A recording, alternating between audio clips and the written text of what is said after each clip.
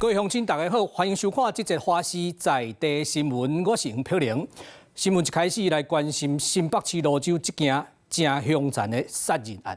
这对翁仔某死者2个人呢是伫咧厝里，原底因这个亲情打电话要找因，但是这电话安那卡就是无人接，最后是报里长报警去看，才知影这对翁仔某身躯共开10几刀啊，已经死伫咧厝里啊。到底是啥物人做的呢？平常时啊，这对翁仔某咧卖葱仔饼，人缘真好，甲因的姑囝住做伙。这个姑囝伫厝里啊，要食唔讨趁，拢咧耍手机啊，尔。所以，这对翁仔某死了后，警方马上去调查因这个姑囝走去倒位，调这个监视器啊，发现这个代志发生了后，因囝家己就走出来，骑奥多麦走啊。所以，即马警方认为啊，伊有可能是杀害爸母的嫌疑犯哦。查甫人表情自然，快速行出公寓，一个啊就坐机车离开，无任何惊吓，想嘛想袂到，伊其实拄则才杀死爸母。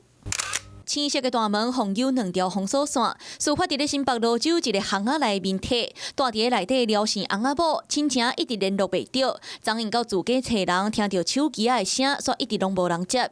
入面才发现，这对撩死翁仔某互杀10外刀，倒伫咧客厅死亡，啊那因的后生煞无看的人。听到嘈杂声音啊，然后就是有一个年纪比较大的女人的喘息声啊，之后就没有声音了。因为我只说看到昨天很多警察来啊，有啊，他们2夫妻真的很好。对，有时候我们这边有人要停车，都跟他借，他们夫妻都说很好。之后你们开，你们停没关系啊。事发迄暗，廖姓死者赶速甲落架登去到厝，这嘛是镜头翕到伊最后的身影。